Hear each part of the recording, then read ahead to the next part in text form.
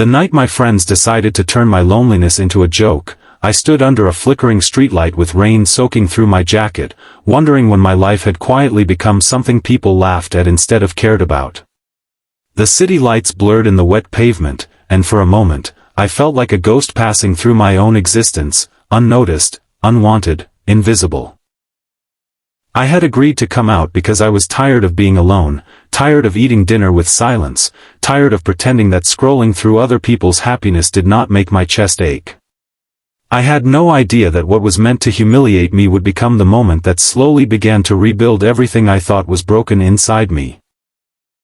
If you believe in kindness, second chances, and quiet miracles that change lives when no one is watching, please take a moment to like this video, comment your thoughts, share it with someone who needs hope, and subscribe to the Kindness Chronicles so we can keep telling stories that heal hearts. I had not always been the person people could joke about so easily. Once, I was the friend who laughed the loudest, who showed up early, who carried extra chairs and helped clean up after everyone else had gone home. Somewhere along the years, after a failed career move, after a long relationship ended without closure, after watching others move forward while I stayed in the same small room with the same cracked ceiling, I became the background character in my own life. My friends did not mean to be cruel, not intentionally, but carelessness can cut just as deeply as cruelty. They told me they had arranged a date for me, something lighthearted, something fun, something to pull me out of my sadness, and I believed them because I wanted to believe that someone had noticed how tired I was of being alone. The cafe they chose sat on a narrow street that smelled of wet concrete and old coffee grounds, with windows that glowed warmly against the dark. I stood there longer than I should have, feeling the familiar weight of doubt settle on my shoulders, the old fear that I would walk inside and find laughter waiting for me instead of kindness. Every instinct told me to leave, to go back to my small apartment where disappointment was at least predictable, but something inside me, small and stubborn, stayed. That stubbornness, the same part of me that had survived rejection after rejection, kept my feet planted on the sidewalk as the rain slowed and the night deepened. When she appeared, it did not feel dramatic or cinematic at first. It felt ordinary, almost unremarkable, like a moment that could easily be missed if you were not paying attention. She walked with a quiet confidence, not rushed, not hesitant, her presence steady in a way that calmed the noise in my head. There was nothing perfect about her, nothing polished or staged, and that was what made her presence feel real in a world where everything else had begun to feel artificial. The joke my friends had planned lost its shape in that moment, because what stood in front of me was not a setup or a prank but a human being carrying her own invisible weight, her own quiet history, her own unspoken struggles.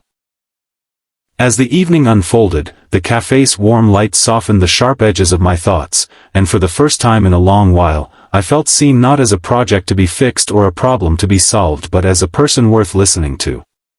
The world outside continued its restless movement, cars passing, people rushing by with umbrellas tilted against the rain, but inside that small space, time seemed to slow.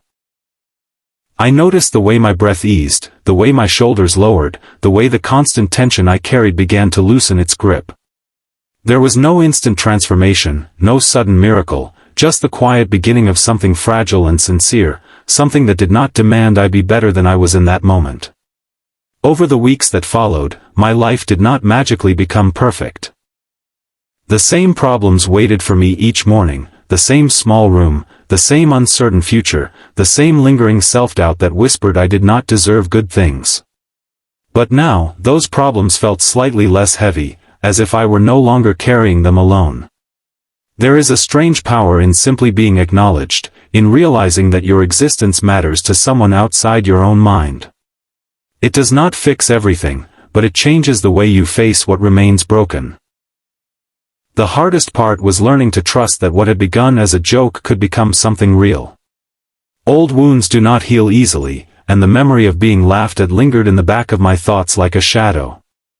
I questioned every moment of warmth, every shared silence, every small gesture of care, waiting for the moment it would be revealed as another trick, another reminder that hope was foolish. But life does not always repeat its cruelties. Sometimes, it surprises you with kindness in the very place you expected humiliation.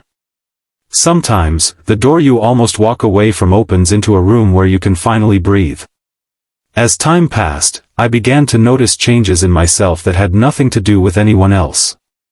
I started waking up earlier, not because I had somewhere important to be, but because I wanted to see the morning light spill across the city. I began to take better care of my small space, not because it impressed anyone, but because it was mine and I wanted it to feel like home. I reached out to old dreams I had abandoned, not with grand expectations, but with the simple intention of trying again. The presence of someone who believed in me did not create these changes, but it reminded me that I could still choose to believe in myself. My friends eventually realized what they had done, how carelessly they had treated something fragile, and their apologies came quietly, without excuses. Forgiveness did not come instantly, but it came honestly, shaped by the understanding that people often hurt others not out of malice but out of thoughtlessness. Holding on to anger would have kept me tied to the version of myself that stood alone under that streetlight, soaked in rain and disappointment. Letting go allowed me to step forward into a life that, while still imperfect, felt open again. The greatest change was not falling for someone, but learning to stand in my own life without shrinking. The joke date did not fix my past or erase my loneliness, but it showed me that moments of kindness can grow out of the most unlikely soil. It reminded me that even when people fail us, the world is still capable of offering something gentle in return. It taught me that showing up, even when you expect to be hurt, is sometimes the bravest act of hope a person can make. Near the end of this story, if something in these moments stirred your heart, if you felt the weight of loneliness lift even slightly as you listened, please take a moment to engage with this video, like it, share it with someone who might be standing under their own flickering streetlight, and let us know in the comments that you felt this story too. Your small action might be the kindness someone else is quietly waiting for. And before this video ends, I have one special request for you. Please comment one line below about a time when kindness surprised you, even in a moment you expected disappointment. Your story might become the light that helps someone else believe again.